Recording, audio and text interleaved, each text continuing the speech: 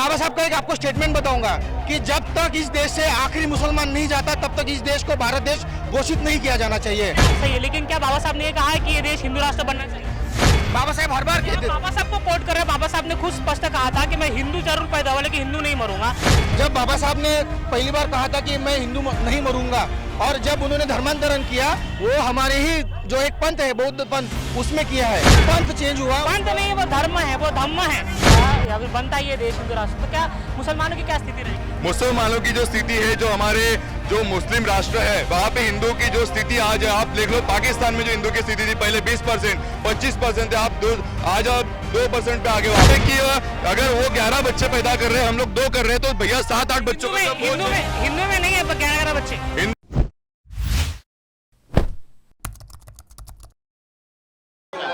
देश के कई हिंदू संगठन हैं जो ये मांग कर रहे हैं कि भारत देश हिंदू राष्ट्र बनना चाहिए।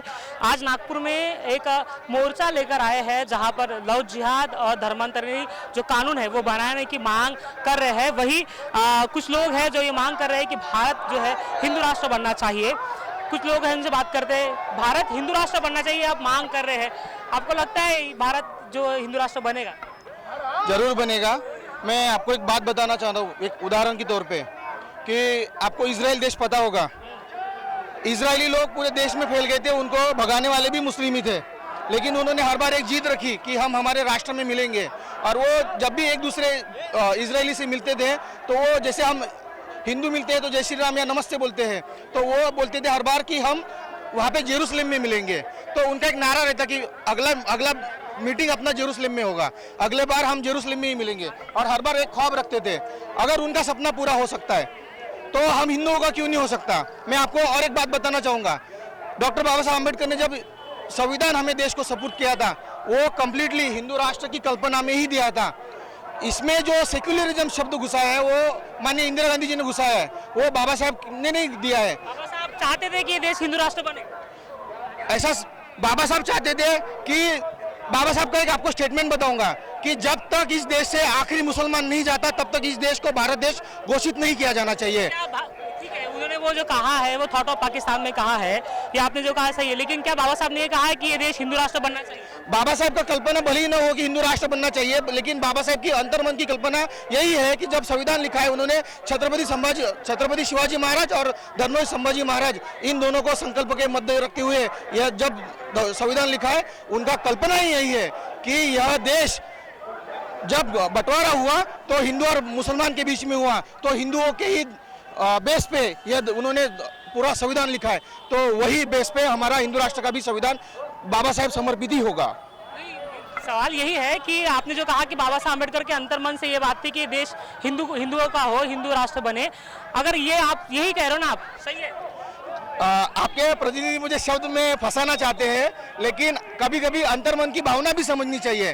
बाबा साहब के अंतर्मन की भावना एकदम स्पष्ट थी कि जब बाबा साहब हर बार कहते, बाबा साहब को कोट कर रहे हैं, बाबा साहब ने खुद स्पष्ट कहा था कि मैं हिंदू जरूर पैदा हुआ लेकिन हिंदू नहीं मरूंगा। आप कह रहे हो कि उनके अंतर्मन से ये था कि वो हिंदू राष्ट्र बनना चाहिए था, तो ये विरोधाभास तो आप ही दिखाई दे रहे हैं। जब बाबा साहब ने पहली बार कहा था कि मैं हिंदू नहीं मरूंगा, और जब उन्होंने धर्मांतरण किया वो हमारे ही जो एक पंथ है बौद्ध पंथ उसमें किया है। और एक बात, धर्म तो चेंज हुआ ना, हिंदू धर्म तो चेंज हुआ ना, पंथ चेंज हुआ। पंथ नहीं, वो धर्म है, वो धम्म है। धर्म वही है, धर्म और पंथ में आप गड़बड़ करते हो। बुद्ध धर्म में क्या लिखा गया है, हिंदू धर्म में क्या लिखा गया है? बुद्ध धर्म में जो लिखा गया, बाबा साहब ने जो 22% दिए उसमें सीधा साफ तौर पर ये कहा गया, पहली प्रतिज्ञा है कि मैं ब्रह्मा विष्णु महेश को भगवान नहीं मानूंगा, ये कहा है। तो आप कहते हो, और हिंदू में ये बात है कि वो सारे भगवान को भगवान मानते हैं, उनको पूछते हैं। बाबा साहब ने कहा कि वो नहीं पूछेंगे, फिर आप किस तरह से कह रहे हो कि बाबा साहब के अंतर्मन की बात थी?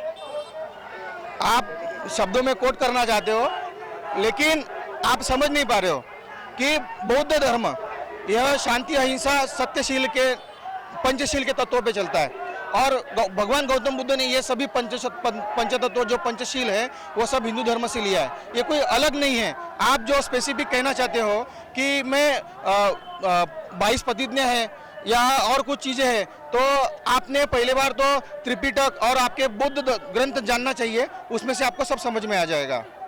ठीक है तो लेकिन ये सही आप जो कह रहे हो कि हिंदू राष्ट्र बनना चाहिए, आपसे बात करते हैं हिंदू राष्ट्र में क्या संकल्प होंगे, कैसे लोग रहेंगे, क्या उनका जो जिस तरह से वर्ण व्यवस्था है ब्रह्मा क्षत्रिय वैश्य शूद्र यही संकल्पना रहेगी या फिर कुछ चेंज होना चाहिए? नहीं, वही संकल्पना रहेगी और सब हिंदू साथ मिलकर रहेंगे। और छत्रपति शिवाजी महाराज जो हमारे आदर्श है, हमारे भगवान है, और छत्रपति शिवाजी महाराज जी हिंदवी स्वराज्य की स्थापना की है, उस टाइम पे ना संविधान था ना ये लोग थे। छत्रपति शिवाजी महाराज के रास्ते में जो आया, छत्रपति शिवाजी महाराज के रास्ते में जो आया उनको काटते हुए चले गए और हिंदवी स्वराज्य की स्थापना की। आज हमारी यही मांग है कि छत्रपति शासन इस देश पे लागू होना चाहिए, क्योंकि छत्रपति शिवाजी महाराज हमारे आदर्श है और छत्रपति शिवाजी महाराज हमारे आदर्श जब तक रहेंगे तब तक हम हिंदू राष्ट्र की स्थापना यहाँ पे करके रहेंगे। मुसलमानों की क्या स्थिति रहेंगी अपने हिंदू राष्ट्र अगर होता है आपका या फिर बनता है ये देश हिंदू राष्ट्र, तो क्या मुसलमानों की क्या स्थिति रहेगी? मुसलमानों की जो स्थिति है, जो हमारे जो मुस्लिम राष्ट्र है वहाँ पे हिंदू की जो स्थिति आज है, आप देख लो पाकिस्तान में जो हिंदू की स्थिति थी पहले 20% 25% थे, आज आप 2% पे आगे वहाँ पे। तो 2% अगर हिंदू वहाँ पे पाकिस्तान में रह रहे हैं तो यहाँ पे मुसलमानों तो बहुत अच्छे रह रहे हैं और उनकी जनसंख्या दिन ब दिन बढ़ती जा रही है। हमारी हिंदुओं की जनसंख्या कम होती जा रही है। हमारा हिंदू राष्ट्र का ये हिंदुओं का जो मॉडल है, हम दो हमारे दो, उनके हम दो बाकी सब होने दो, ऐसा वाला सिस्टम चल रहा है। तो हम लोग कब तक ये सहन करेंगे और कब तक हमारी अर्थव्यवस्था के उनका बोझ रहेगा? ये बोझ है, बोझ मतलब यही है कि अगर वो 11 बच्चे पैदा कर रहे हैं, हम लोग 2 कर रहे हैं, तो भैया 7-8 बच्चों का हिंदू में नहीं है 11 बच्चे। हिंदुओं में अगर 11 बच्चे हैं तो पहले थे, पर जब से कायदा हमारा आया कि हिंदू 2 ही बच्चे पैदा करेगा तो 2 से भले बहुत हो गया, 3 बच्चे पैदा करते हैं। हम लोग भी 3 भाई है तो 3 भाई पैदा करता है हिंदू, बस हो गया, उसका परिवार वहाँ पे खुश है। पर इनके कोई पंचर बनाता है, कोई रास्ते पे कुछ भी काम करता है, कोई मॉडलिंग कर लेता है, कोई एक्टर बन जाता है, कोई हमारे हिंदू लड़कियों को बचाता है। ये कब तक चलेगा इस हिंदू राष्ट्र में? ये कब तक चलेगा? ये श्री राम का राज्य है। अभी तो धर्मनिरपेक्ष राज्य है, हिंदू राष्ट्र जब बनेगा तब की हम बात कर रहे हैं।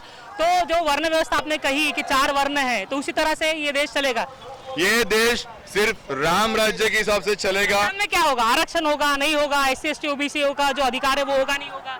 जब हो जाएगा तब आपको बता देंगे। आपने तो कल्पना सोची होंगी ना कि ये हिंदू राष्ट्र में हमें आरक्षण नहीं देना है, दलितों को नहीं देना है, आदिवासियों को नहीं देना है, इनको घर में नहीं लाना है, क्या सोचा आपने? जब लंका से राम अयोध्या में पहली बार पधारे थे तो सबसे पहले सम्मान दलित समाज को ही दिया गया था। तो आप समझ सकते हो कि राम राज्य में दलित समाज को सबसे पहले प्राधान्य दिया जाएगा। बहुत अच्छी थे दलित, उसके बाद क्यों ऐसा उनका डाउनफॉल होते रहा? राम राज्य यानी ये सब है कि राम जो हमारे आदर्श है, हमारे प्रभु श्री राम हमारे भगवान है, उन्होंने सबको समान रखा है। तो हम भी वही करेंगे। हमारे हिंदू धर्म में कभी नहीं कि हम इनका मतलब बहिष्कार करेंगे, ये करेंगे वो करेंगे। हमारे हिंदू धर्म है, हमारे हिंदू धर्म में हमें सिखाता है कि सबको लेके चलना है, बस सर्वधर्म समभाव से नहीं लेके चलना है। छुआछूत क्यों? हिंदू धर्म में छुआछूत हमने कभी की नहीं, आगे भी नहीं करेंगे, इसीलिए हमारा हिंदू धर्म है और वो धर्म हमारा श्रेष्ठ है और हिंदू राष्ट्र बनना चाहिए। धन्यवाद। राष्ट्र बनना चाहिए। अब मोदी सरकार कब तक बनेगी आपको लगता है? ये देश कब तक हिंदू राष्ट्र हो जाएगा? हाँ। जब तक हिंदुओं का संगठन एकत्र नहीं आता है तब तक यह सपना ही रहेगा।